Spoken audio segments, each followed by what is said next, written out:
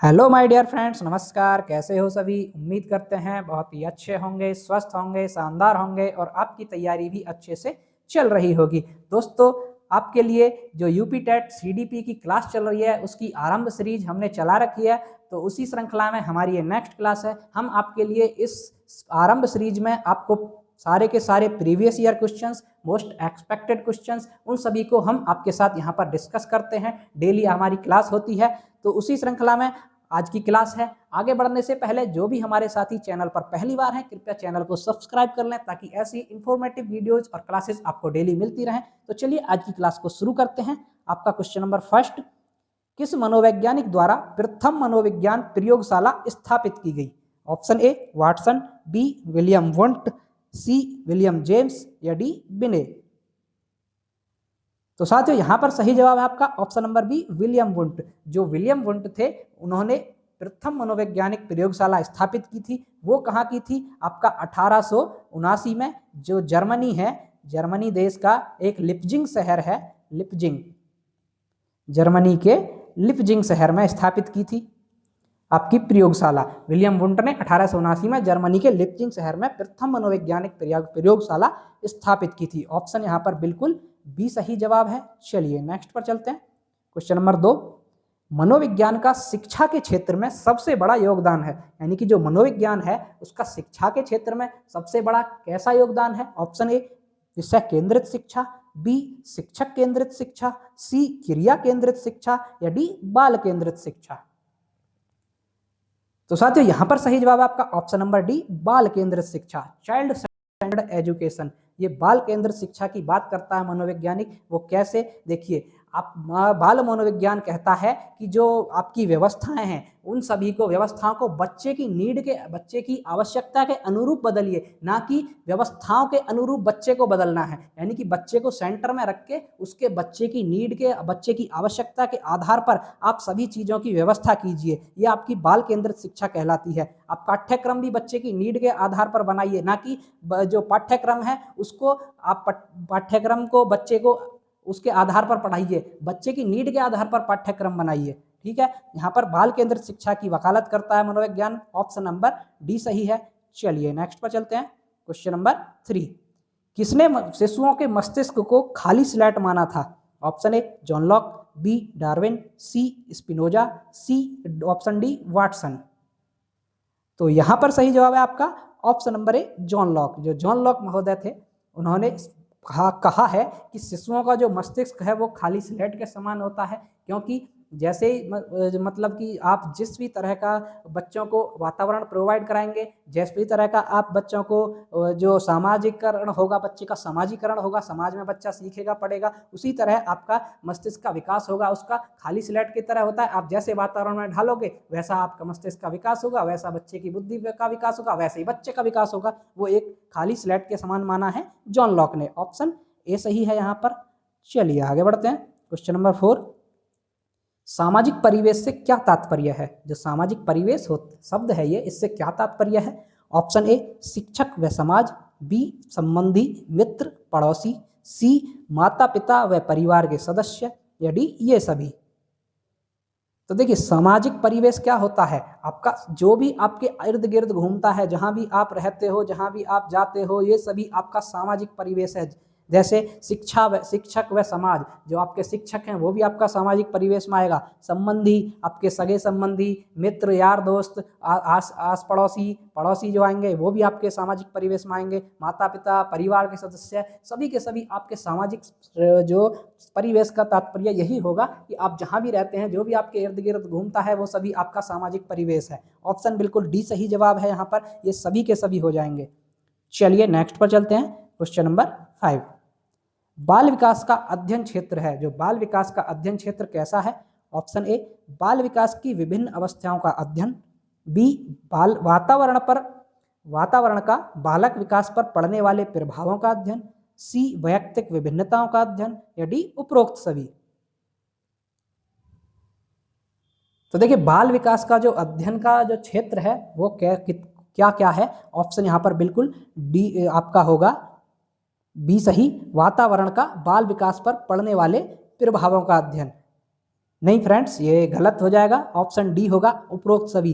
बालक विकास का अध्ययन क्षेत्र होता है बालक विकास की विभिन्न आवश्यकताएं, बालक की कैसी कैसी बच्चे को विकास में किस किस चीज़ की आवश्यकता होती है वो सभी उनका अध्ययन भी होता है। बालक का वातावरण पर बाल विकास पर पड़ने वाले प्रभाव होते हैं उसका भी अध्ययन होता है और व्यक्तिक विभिन्नताओं का भी अध्ययन होता है। ऑप्शन डी में है आपका, यहाँ पर ऑप्शन डी बिल्कुल सही जवाब होगा। ऑप्शन डी सही जवाब होगा। चलिए आगे बढ़ते हैं। क्वेश्चन नंबर 6, आनुवंशिकता के मूल संवाहक माने जाते हैं। जो आनुवंशिकता के मूल संवाहक किसे माना जाता है? Option A protein, B vitamin, C genes या डी कार्बोहाइड्रेट्स।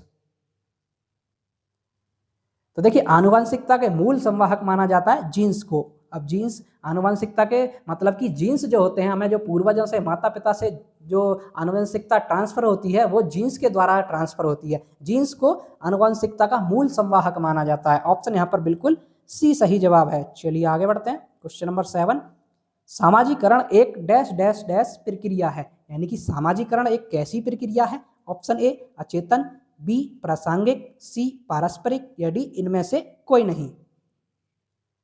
तो देखिए साथियों, सामाजिकरण होता है वो एक पारस्परिक प्रक्रिया होती है। यानी कि आपसी जो आप बातचीत करते हैं, आपसी रहना सहना होता है, आपका रहन सहन होता है, बोलचाल भाषा होती है, जो संबंध रखते हैं आप एक दूसरे से, ये सभी एक सामाजिकरण की प्रक्रिया होती है जो पारस्परिक होती है। ऑप्शन बिल्कुल सी सही जवाब है।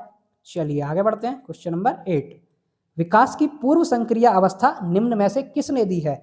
जो विकास की पूर्व संक्रिया अवस्था है वो किसने दी है? ऑप्शन ए कोहलर, बी प्याजे, सी ब्रूनर या डी स्किनर। तो देखिए विकास की जो पूर्व संक्रिया अवस्था है वो आपकी जीन प्याजे महोदय ने दी है।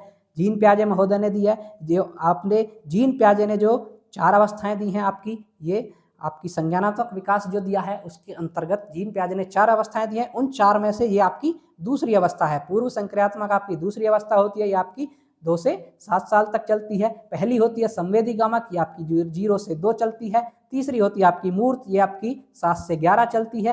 चौथी होती है आपकी अमूर्त, वो 11 प्लस चलती है। या इस तरह से आपकी प्याजे की 4 अवस्थाएं हो जाती हैं संज्ञानात्मक विकास की। ये आपकी दूसरी अवस्था थी पूर्व संक्रियात्मक अवस्था। यहाँ पर बिल्कुल बी सही जवाब है, प्याजे।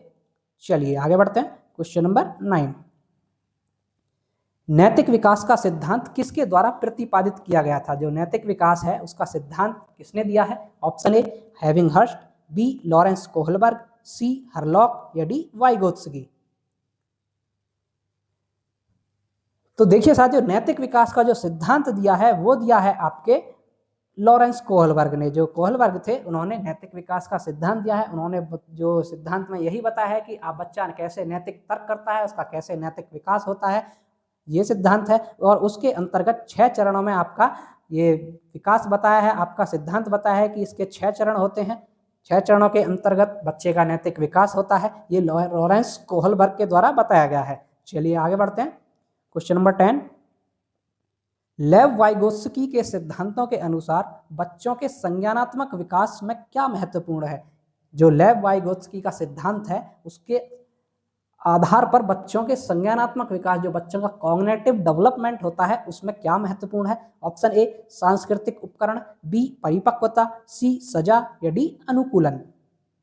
तो साथियों वहां पर सही जवाब है ऑप्शन ए सांस्कृतिक उपकरण। जो बच्चों के संज्ञानात्मक विकास में सबसे महत्वपूर्ण संस्कृति को माना है लेव वाइगोत्स्की ने। जहां पर भी आपको सांस्कृतिक आपको दिख जाए, सांस्कृतिक उपकरण या संस्कृति आपको दिख जाए, जो सामाजिक जो आपका संज्ञानात्मक विकास का सिद्धांत दिया है वो संस्कृति के आधार पर किसने दिया है? वो दिया है लेव वाइगोत्स्की ने। ये आपका बिल्कुल ए सही जवाब होगा, सांस्कृतिक उपकरण। चलिए आगे बढ़ते हैं। क्वेश्चन नंबर 11, संविधान के किस संशोधन से शिक्षा के अधिकार पर बल दिया गया? ऑप्शन ए 52वां, बी 86वां, सी 68वां या डी 22वां। तो यहाँ पर सही जवाब है ऑप्शन नंबर बी 86वां संविधान संशोधन जो हुआ था हमारा, इसके आधार पर ही जो शिक्षा के अधिकार पर बल दिया गया था, ये आपका 2002 में हुआ था संविधान संशोधन। इसी के आधार पर शिक्षा को एक अनिवार्य जो आपका मौलिक अधिकार बनाया गया था, अनिवार्य शिक्षा सभी के लिए की गई थी। ऑप्शन यहाँ पर बिल्कुल बी सही जवाब है, 86वां संविधान संशोधन। चलिए आगे बढ़ते हैं। क्वेश्चन नंबर 12, बुद्धि का समूह कारक सिद्धांत किस मनोवैज्ञानिक द्वारा दिया गया है? जो समूह कारक सिद्धांत है वो कौन से मनोवैज्ञानिक ने दिया है? Option A Thorndike, B Thurstone, C Spearman या डी थॉमसन। तो देखिए समूह कारक सिद्धांत जो दिया है वो आपका दिया है थर्स्टन ने। थर्स्टन ने आपका यहाँ पर समूह कारक सिद्धांत दिया है, जहाँ पर बिल्कुल बी सही जवाब है। थॉर्नडाइक ने आपका कौन सा सिद्धांत दिया है? थॉर्नडाइक ने आपका बहुकारक सिद्धांत दिया है। और आपका स्पीयरमैन ने कौन सा सिद्धांत दिया है बुद्धि का? स्पीयरमैन ने द्विकारक सिद्धांत दिया है। जो थॉमसन है इसने कौन सा दिया है? थॉमसन ने दिया आपका प्रतिदर्श सिद्धांत, बुद्धि का प्रतिदर्श सिद्धांत थॉमसन ने, द्विकारक सिद्धांत स्पीयरमैन ने, समूह कारक सिद्धांत थर्स्टन ने और बहुकारक सिद्धांत थॉर्नडाइक ने। यहाँ पर देखिए 4 सिद्धांत आपको याद हो गए। चलिए आगे बढ़ते हैं। क्वेश्चन नंबर 13, निम्न में से कौन तरल क्रिस्टलीय बुद्धि के प्रतिमान के प्रतिपादक थे? जो तरल क्रिस्टलीय बुद्धि है इसका प्रतिमान के प्रतिपादक कौन थे? Option A Vernon, B Thorndike, C Cattell या डी स्किनर। तो प्यारे साथियों यहाँ पर आपका सही जवाब है option number C Cattell. R V. Cattell जो थे ये इन्होंने तरल जो क्रिस्टलीय बुद्धि का प्रतिमान दिया है। ये आपका ऑप्शन बिल्कुल सी सही जवाब है। यहाँ पर देखिए थॉर्नडाइक है, अभी बताया, बहुकारक बुद्धि का सिद्धांत दिया है, आपका सीखने के नियम दिए हैं, 3 नियम दिए हैं थॉर्नडाइक ने, और स्किनर महोदय ने आपका क्रिया प्रसूत का सिद्धांत दिया है। ऑप्शन यहाँ पर बिल्कुल सी सही जवाब है। चलिए नेक्स्ट क्वेश्चन, क्वेश्चन नंबर 14, मनोविश्लेषणात्मक सिद्धांत का प्रतिपादक थे। जो मनोविश्लेषणात्मक सिद्धांत है इसका प्रतिपादक कौन था? Option A Sigmund Freud, B Allport, C Guilford या डी इनमें से कोई नहीं। तो साथियों मनोविश्लेषणात्मक सिद्धांत जो है वो दिया है आपका सिगमंड फ्रायड ने। ऑप्शन यहाँ पर बिल्कुल ए सही होगा, सिगमंड फ्रायड बिल्कुल सही जवाब है। चलिए आगे बढ़ते हैं। क्वेश्चन नंबर 15, व्यक्तित्व मापन की सीएटी विधि दी गई है। जो सीएटी विधि है किसके द्वारा दी गई है? ऑप्शन ए स्किनर द्वारा, बी बेलक द्वारा, सी हॉलैंड द्वारा या डी मुरे द्वारा। तो देखिए यहाँ पर ये आपका सीएटी दिया गया है, एक होता है टीएटी, है ना, ये मिले जुले होते हैं, बहुत ही ध्यान से पढ़ना है आपको। ऐसा नहीं है कि देखा सीएटी है या टीएटी, देखा नहीं आपने देख के लगा दिया, यहाँ पर पूछा गया सीएटी आपने लगा दिया ये मुर्रे मॉर्गन, ये टीएटी समझ के आपका हो गया गलत। तो ये आपको बड़े ध्यान से पढ़ना है। आपको पूछा क्या गया है? ये आपका सीएटी पूछा गया, चाइल्ड अपरसेप्शन जो टेस्ट होता है ये आपको पूछा गया है। और आपका एक टीएटी होता है वो थीमेटिक अपरसेप्शन टेस्ट होता है, वो आपका मुरे द्वारा दिया गया था ये टीएटी। सीएटी आपका लियोपोल्ड बेलक के द्वारा दिया गया है। यहाँ पर बिल्कुल बी सही जवाब है। तो क्वेश्चंस को बड़े ध्यान से पढ़ के आंसर करना है, वरना आपका आंसर गलत हो सकता है जल्दबाजी में। चलिए आगे बढ़ते हैं। क्वेश्चन नंबर 16, टीईटी का उद्देश्य निम्न में से किसका मापन है? जो टीईटी करा होता है आपका, जो आप ये जिस परीक्षा के लिए आप पढ़ रहे हो उत्तर प्रदेश टेट के लिए, ये आपका किसके मापन के लिए होता है? ऑप्शन ए अभिक्षमता, बी बौद्धिक क्षमता, सी अभिवृत्ति या डी मूल्य। तो साथियों ये होता है आपकी अभिक्षमता का मापन। आपकी अभिक्षमता के मापन के लिए टीईटी कराया जाता है, टीचर एलिजिबिलिटी टेस्ट, जिसकी आप अभी तैयारी कर रहे हो, वो अभिक्षमता के लिए मापन के लिए होता है। इसका उद्देश्य अभिक्षमता का मापन होता है। तो यहाँ पर आपका बिल्कुल सही जवाब हो जाएगा ए अभिक्षमता। चलिए नेक्स्ट पर चलते हैं। क्वेश्चन नंबर 17, वह मापनी जिसमें अंतराल के समस्त गुण के साथ परम शून्य भी हो कहलाती है। कौन सी मापनी है? ऑप्शन ए नामित मापनी, बी क्रमसूचक मापनी, सी अंतराल मापनी या डी अनुपात मापनी। तो यहाँ पर सही जवाब है ऑप्शन नंबर डी अनुपात मापनी। ये आपकी अनुपात मापनी जो है इसमें समस्त गुण के साथ परम शून्य भी होता है, ये अनुपात मापनी होती है। और मापन की सर्वोत्तम मापनी ये भी यही है, अनुपातिक मापनी भी मापन की सर्वोत्तम मापनी है। देखिए नामित मापन नाम से ही पता लग रहा है आपको, जो नाम से मापते हैं, नाम दे करके। क्रमसूचक जो क्रम के द्वारा मापा जाता है, 1 2 3 4 ऐसे क्रम दे दे। अंतराल में अंतराल करके। अनुपातिक आपकी अनुपातिक में परम शून्य भी होता है। यहाँ पर बिल्कुल डी सही जवाब है। चलिए आगे बढ़ते हैं। क्वेश्चन नंबर 18, सभी के लिए विद्यालयों में सभी की शिक्षा, जो स्टेटमेंट है सभी के लिए विद्यालयों में सभी की शिक्षा, निम्न में से किसके प्रचार के लिए वाक्य हो सकता है? यानी कि ये वाक्य किसके प्रचार के लिए हो सकता है? ऑप्शन ए सशक्तिशील शिक्षा, बी समावेशी शिक्षा, सी सहयोगात्मक शिक्षा या डी पृथक शिक्षा। तो साथियों ये होता है आपका समावेशी शिक्षा के लिए। इंक्लूसिव एजुकेशन का नाम सुना होगा आपने कहीं ना कहीं, समावेशी शिक्षा का नाम जरूर सुना होगा। तो ये जो स्टेटमेंट है सभी के लिए विद्यालयों में सभी की शिक्षा, ये आपका समावेशी शिक्षा से संबंध रखता है। अब समावेशी शिक्षा क्या होती है आप स्टेटमेंट से ही समझ सकते हैं, सभी के लिए विद्यालय में सभी की शिक्षा, माने मतलब कि एक ही छत के नीचे विभिन्न विभिन्न आवश्यकता वाले बच्चों को एक ही छत के नीचे एक ही टीचर द्वारा दी गई शिक्षा, यानी कि बिना किसी भेदभाव के सभी को एक साथ बिठा करके शिक्षा दिया जाना, सभी का समावेशन किया जाना समावेशी शिक्षा कहलाती है। ये समावेशी शिक्षा एक स्टेटमेंट और समावेशी शिक्षा के बारे में कि यह विविधता का उत्सव मनाती है, मानी विविधता होती है ना, कोई स्पेशल नीड वाला है, कोई कैसा बच्चा है, कोई कम बुद्धिमान है, कोई अधिक बुद्धिमान है, तो उन सभी को एक साथ एक छत के नीचे एक ही क्लास में बिठाकर पढ़ाना आपकी समावेशी शिक्षा कहलाती है, इंक्लूसिव एजुकेशन कहलाती है। ऑप्शन आपका यहाँ पर बी सही हो जाएगा। चलिए आगे बढ़ते हैं। क्वेश्चन नंबर 19, डिस्ग्राफिया एक प्रकार है। जो डिस्ग्राफिया है ये कैसा प्रकार है? ऑप्शन ए चलन अक्षमता का, बी दृष्टि दोष का, सी मानसिक मंदता का, या डी अधिगम अक्षमता का।